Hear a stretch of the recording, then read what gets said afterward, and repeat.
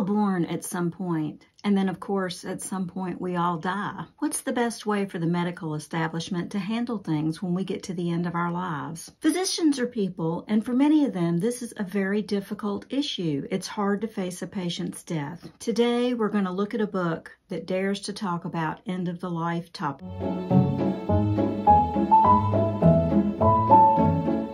Hi, I'm Library Lynn, and I make knowing great nonfiction books my mission. Don't know what to read next?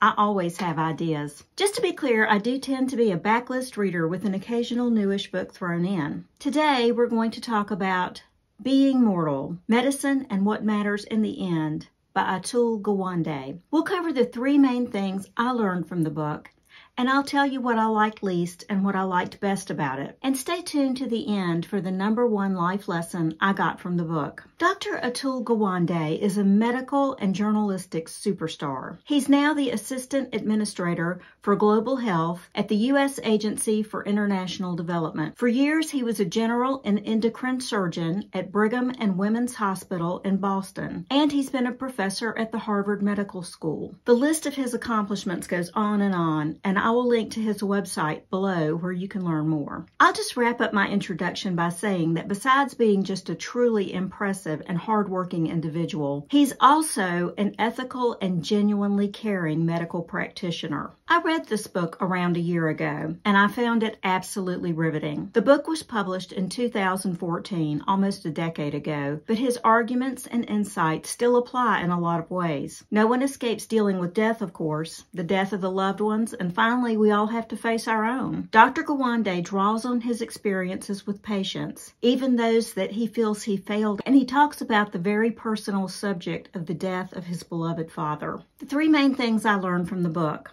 Number one, most doctors aren't really trained to help people face their mortality. This may have changed somewhat in the years since this book was written, but since the whole point of Western medicine is to keep people alive, the bulk of their attention goes to doing that. In my opinion, it's not fair to blame the doctors for this. It's fairly universal that most people in most cultures, I won't say all cultures because I only know my own, but most people don't like to face death, either their own or someone they love. Gawande doesn't blame the individual doctors either, but he does say the medical profession as a whole needs to have some serious discussions about what's in the best interest of the patient when it comes to aging and terminal conditions. He gives many examples throughout the book of people who were very old or very ill, who were subject to painful and debilitating medical interventions and regimens meant to keep them alive, but often at the expense of their quality of life. He's asking us to all question the wisdom of these interventions, and some of the stories he tells are heartbreaking. The second thing I learned from the book, independence and the ability to control their own destiny is more important to most people than staying alive.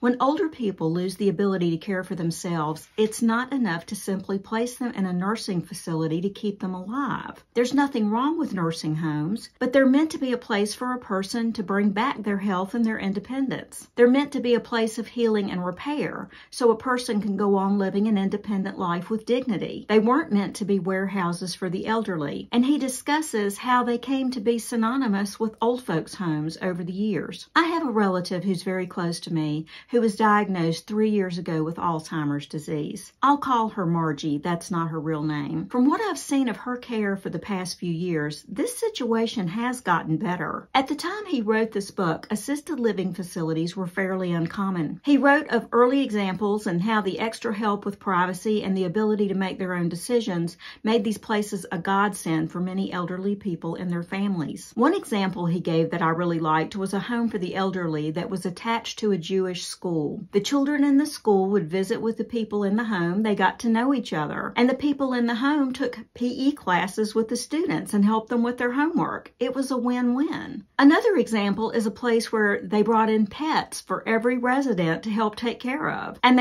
I'm not talking about a few pets. I'm talking about a bird in almost every resident's room. And they planted gardens that the residents were responsible for taking care of. Of course, places like this don't guarantee that every resident will be happy, but at least they try, and it does work for most. Back to my relative Margie. She's been in an assisted living facility and in 2 separate memory care centers. I can't speak for all my relatives, but I think all 3 were a huge improvement as to what was available for my grandmothers in the 1970s and 1980s. So we are making progress towards the care that Dr. Gawande encouraged. Number 3, the decision to call in hospice is never easy, but it's often the humane thing to do. This is especially difficult when the patients are not elderly. He gives one painful example of a mother in her 30s who was pregnant when she discovered she had aggressive, incurable lung cancer. This story is very briefly revisited in the Frontline episode, which was filmed in 2015. They filmed an entire episode just to cover this book, and Dr. Gawande led you through the points he wanted to make. I'll link to that episode below. It's well worth a watch. She and her husband, with the encouragement of well-meaning doctors, including Dr. Gawande, understandably did everything they could to fight the cancer after their baby was born. But it kept getting worse, and her quality of life was steadily and sometimes abruptly declining. Completely understandably, she went through the battle to save her life for her husband, her child, and herself. But it was both heartbreaking and exhausting to read about. No one could blame her. I certainly don't. But why did her doctors encourage her to continue seeking increasingly debilitating treatments that were only sapping her strength and making her sicker? Here's what Dr. Gawande has to say about a case like this. There is almost always a long tail of possibility, however thin. What's wrong with looking for it? Nothing, it seems to me. Unless it means we have failed to prepare for the outcome that's vastly more probable. The truth is that we've built our medical system and culture around the long tail. We've created a multi-trillion-dollar edifice for dispensing the medical equivalent of lottery tickets, and have only the rudiment of a system to prepare patients for the near certainty that those tickets will not win. Hope is not a plan. But hope is our plan. What I liked least about this book, the number of truly sad stories. Sickness, disability, and death are no fun to read about. But really, isn't that part of what being a human being is about? Facing tough battles and trying to accept reality with dignity and grace? What I liked best about the book, 2 things. First, Gawande, in my opinion, is a gifted writer. He makes points he's trying to make with easy-to-understand prose. He's both eloquent and plain-spoken at the same time, and I think that's a gift. The second was his honesty about where he personally made mistakes and where his profession has made mistakes. Facing the truth is the only way to make a situation better. I really admire him. The final lesson I got from the book. We in the medical establishment are not always in control. Since the beginning of life, death has been a companion to all of us. Dying is ultimately not an insult. It's part of the natural order of things. He offers advice on deciding what to do when faced with these difficult choices. At least 2 kinds of courage are required in aging and sickness. The first is the courage to confront the reality of mortality, the courage to seek out the truth of what is to be feared and what is to be hoped. Such courage is difficult enough. We have many reasons to shrink from it. But even more daunting is the second kind of courage, the courage to act on the truth we find. The problem is that the wise course is so frequently unclear. For a long while, I thought that this was simply because of uncertainty.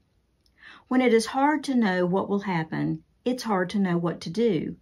But the challenge I've come to see is more fundamental than that.